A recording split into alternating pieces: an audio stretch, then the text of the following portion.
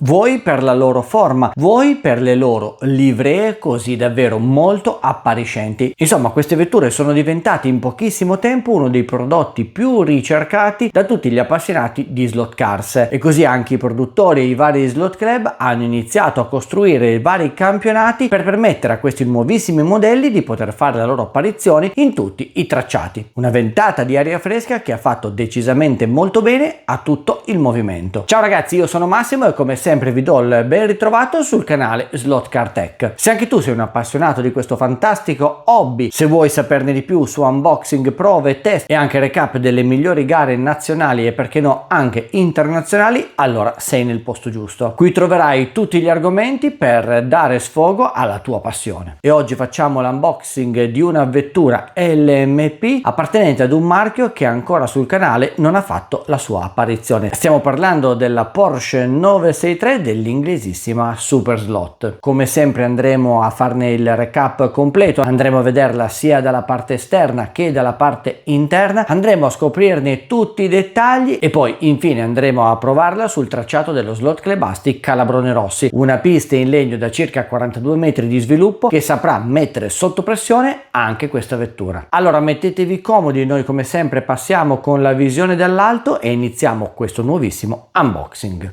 Oggi parliamo di una vettura del marchio inglese Super Slot, un marchio decisamente molto conosciuto nell'ambito delle slot car che ha saputo nel corso degli anni sfornare decisamente macchine di altissima qualità. Oggi abbiamo fra le mani questa splendida Porsche 963 della categoria LMP e partiamo col farne l'unboxing andando proprio a vedere la confezione. È una confezione un po' particolare perché ha un box in policarbonato trasparente che già ci fa vedere tutta la vettura nella sua interezza. Infatti, come potete vedere, la possiamo ammirare dall'alto, di fianco, nella parte anteriore ma anche nella parte posteriore. Poi ha una basetta bianca e un involucro stondato nella parte anteriore che anche sicuramente strizza l'occhio al design. Per ammirare questo modello di slot un po' più da vicino ci basterà semplicemente far ruotare la confezione, o meglio la parte di policarbonato trasparente, che la vettura sarà a nostra disposizione direttamente sulla sua basetta, una basetta di colore bianco con il fondo azzurro e sullo sfondo il marchio Super Slot che troviamo anche nella parte anteriore della basetta. Nella parte invece superiore proprio di questa basetta troviamo, a parte il nome della vettura, in questo caso la Porsche 963, una serie di indicazioni che ci dice tutte le caratteristiche del modello. In questo caso abbiamo un pick-up con ritorno a molla, abbiamo il magnete per una guida semplificata soprattutto per i principianti, abbiamo le luci posteriori, abbiamo le luci anteriori, abbiamo una cura più dettagliata di ogni singola parte della vettura e poi con gli ultimi due simboli andiamo anche a capire che è possibile digitalizzare questo modello per farlo correre su tutte le tipologie di piste digitali. Insomma, una vettura, una confezione decisamente molto bella, molto curata, che ci preannuncia un modello altrettanto entusiasmante.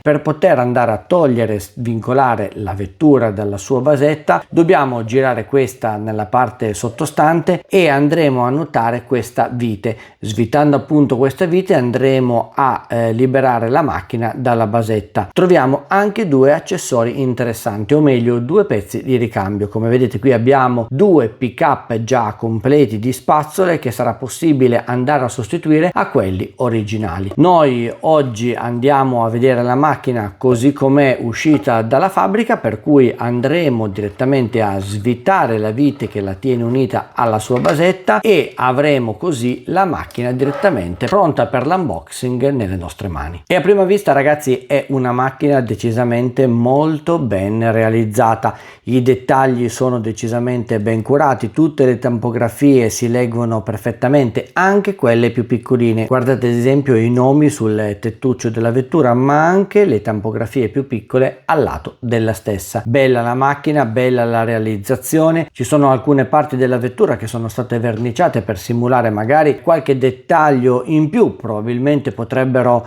essere curate un po' meglio, ma la vettura si presenta già comunque in ottime condizioni. Una cosa che mi piace veramente molto è il gruppo ruote. Guardate questi cerchi come sono stati realizzati, sia nella parte anteriore che nella parte posteriore. C'è stata la massima cura sia nel copertone, che in questo caso reca la scritta Michelin, e poi anche il tipo di gomma a corredo e a completare appunto la scritta Michelin, ma soprattutto il cerchio, un cerchio veramente molto ben realizzato che dona a tutta la vettura un aspetto decisamente racing. Forse poteva essere curato un po' di più mozzo ruota, però stiamo parlando comunque di una vettura che almeno sulla carta è una vettura dedicata, diciamo, ai principianti, o comunque una vettura più con uno stile da giocattolo rispetto ad uno stile racing. Addentrandoci anche a osservare l'interno dell'abitacolo, notiamo chiaramente il pilotino. In questo caso non è particolarmente curato, ma anche perché si vede decisamente poco. Degni di nota i fanali anteriori e i fanali posteriori. Qui ad esempio vediamo una lunga striscia rossa che va a simulare proprio la parte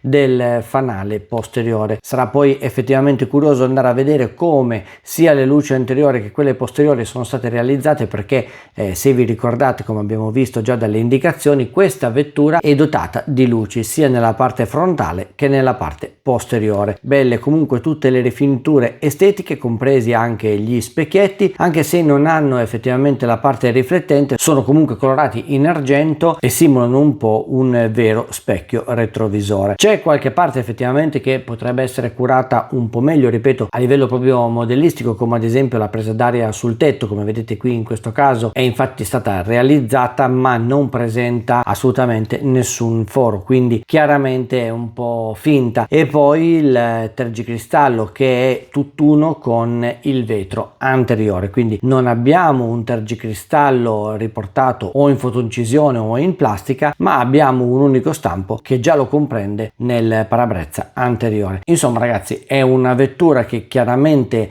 non ha nello spirito racing la sua massima ispirazione, però è pur sempre una vettura decisamente molto bella da vedere e credo lo sia anche altrettanto da guidare. Se giriamo la macchina sottosopra andiamo ad ammirarne così il telaio, un telaio completamente piatto. La prima cosa che ci balza all'occhio è il fatto che non è dotata di banchino diviso dal telaio, per cui il motore che qui vediamo un po' attraverso questa piccola griglia, che credo serva anche un po' per far respirare il motore stesso, è direttamente agganciato sui supporti del telaio stesso. E poi abbiamo questo sportellino che è amovibile attraverso queste vite, che ci permetterà di andare a digitalizzare la vettura, una vettura che sicuramente ha il suo punto di forza nella digitalizzazione, nella condivisione con chi magari si avvicina per la prima volta al mondo delle slot car. Adesso però ragazzi andiamo a dividere la macchina tra la carrozzeria e il telaio, così potremo anche andarla ad ammirare all'interno, sia per quanto riguarda la parte meccanica, ma anche andare a scoprire anche tutta la carrozzeria come è stata costruita. Per farlo dovremo semplicemente andare a svitare 3 viti, ne abbiamo una nella parte posteriore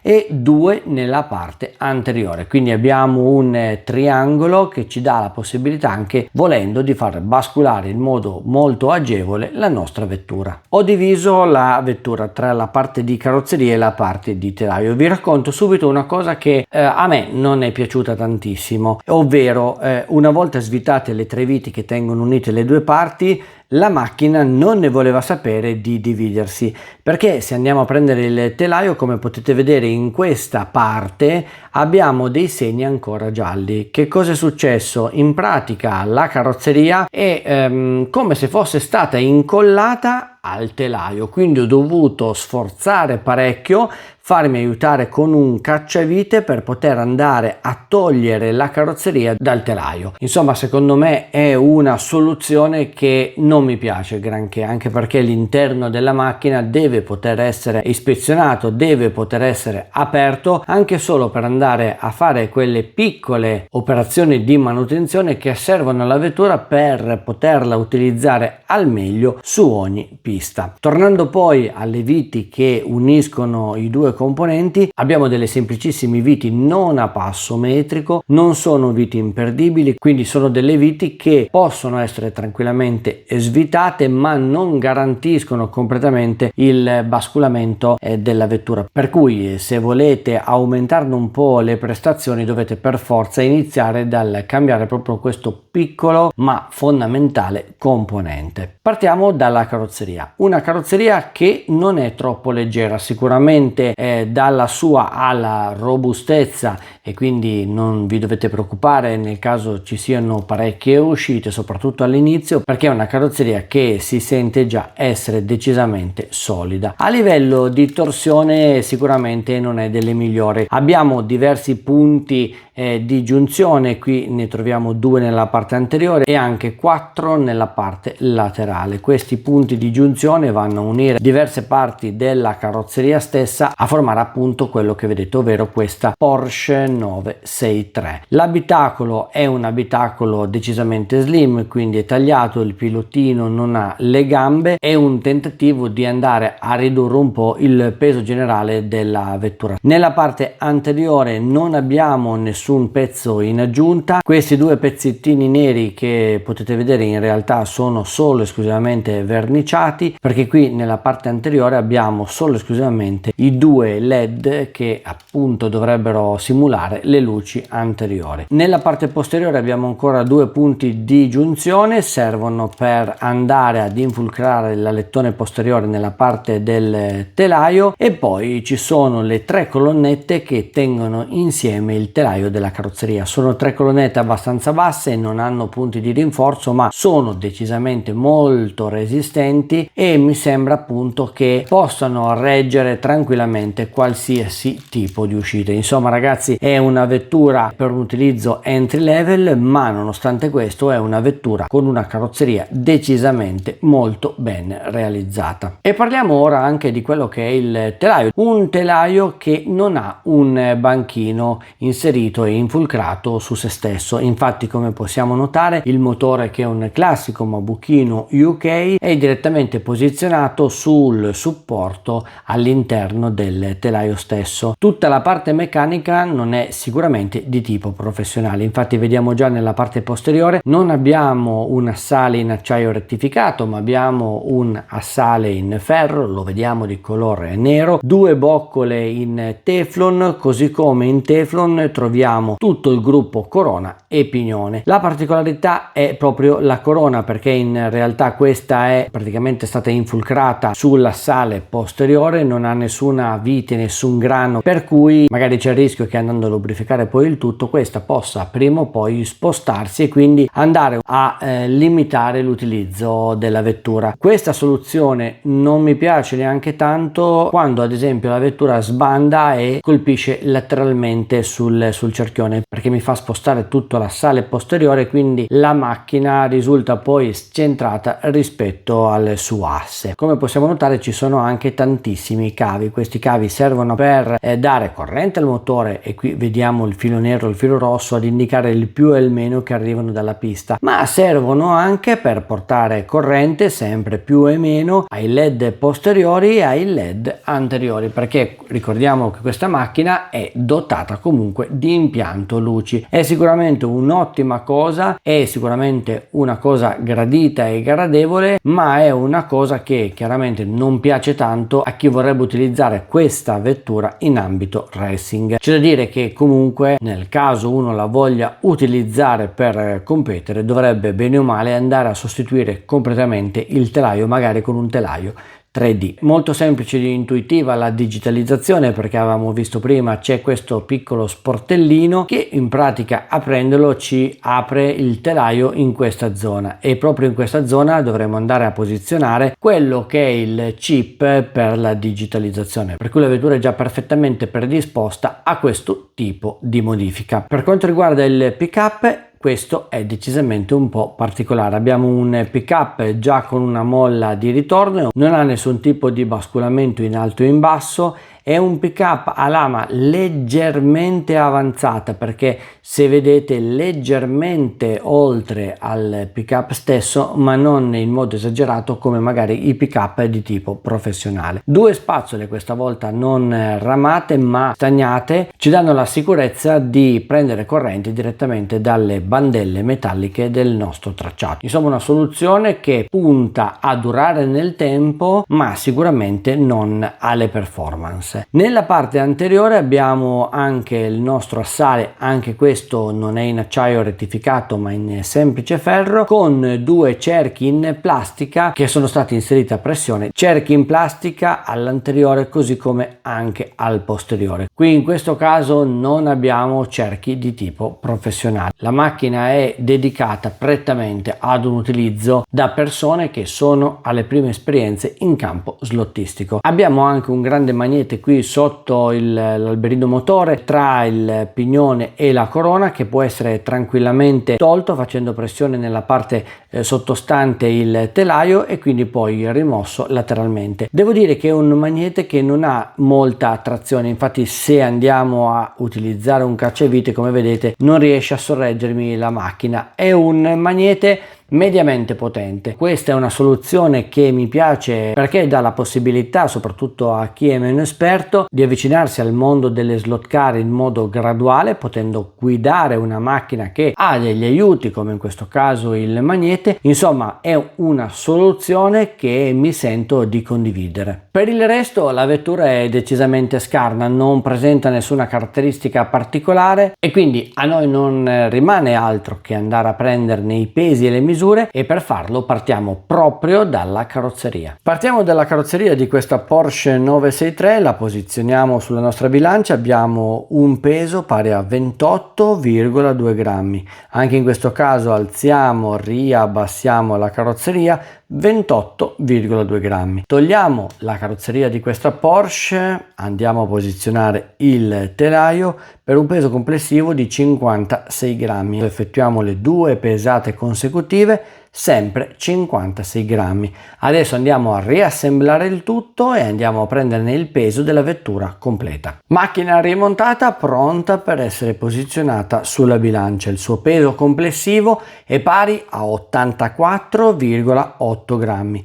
Alziamo, riabbassiamo la vettura, 84,8 grammi, e adesso ci spostiamo con il nostro calibro per andarne a prendere anche le misure. Come sempre dovremo partire dalla lunghezza della vettura, ma come potete vedere il calibro non riesce a misurare interamente tutta la nostra vettura. Allora diciamo che partiamo dal lettone posteriore e ci andiamo a fermare all'inizio del numero di gara, ovvero del numero 85. In questo caso abbiamo 14,9 centimetri, a cui dovremo andare a sommare 1,15 cm per un totale di 16,05 cm, ovvero 165 mm. La larghezza nella parte posteriore misura esattamente 62 mm, ovvero 6,2 cm. Nella parte anteriore la macchina mi sembra leggermente più larga, andiamo nuovamente a farne la misura e in effetti andiamo direttamente a 64 mm, 6,4 cm. Anche per questo modello interessante è sapere esattamente la misura che troviamo tra il centro della ruota anteriore e il centro della ruota posteriore. Il calibro si ferma esattamente a 9,7 cm, ovvero 97 mm. Beh, che dire, sicuramente una macchina che non ha nella sua natura agonistica la sua priorità, però una macchina decisamente molto bella, affascinante per quanto riguarda il discorso della livrea e con delle caratteristiche tecniche da tenere sicuramente sotto controllo, per cui direi che la cosa migliore da fare in questo momento è quella di portarla nello Slot Club Asti Calabroni Rossi, farla scendere in pista e vedere quali sensazioni ci trasmette.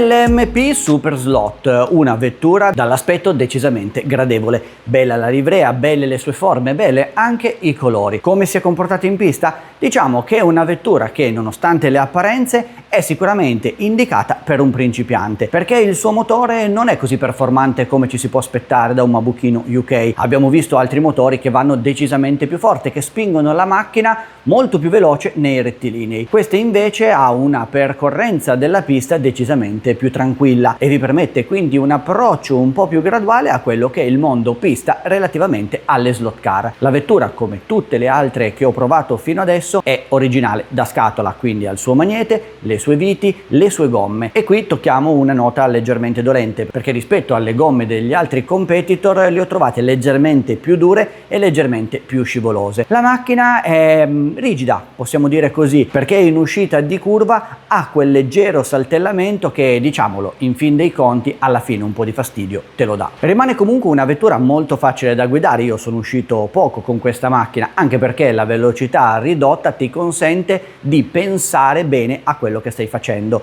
quindi soprattutto nelle curve veloci hai la possibilità di affrontarle pian piano, sempre ad un passo un po' più deciso, trovando quello che potrebbe essere il tuo limite. Impari con questa vettura ad uscire dalle curve senza farla scodare, ad accelerare quando ormai sei nel rettilineo e anche ad affrontare quelle staccate un po' più complicate, perché in effetti il freno è minimo rispetto a vetture della stessa categoria. Una vettura che, almeno secondo il mio punto di vista, è decisamente più indicata per un beginner rispetto ad un pilota esperto, perché qui si dovrebbe effettivamente andare a togliere tutta la parte di telaio e meccanica e andarla a sostituire magari con un telaio 3D decisamente più performante. Mi è piaciuta? Decisamente sì. Mi è piaciuto poter guidare una vettura un po' più tranquilla rispetto alle vetture che oggi siamo abituati a guidare. Probabilmente questa è un'ottima macchina per fare delle gare di club con un tenore decisamente più basso. Bisognerà poi provarla, e presto lo faremo, anche su una pista in plastica, per capire se effettivamente la vettura può dare qualcosina di più su quest'altro tipo di superficie. E voi avete già guidato una LMP di Super Slot?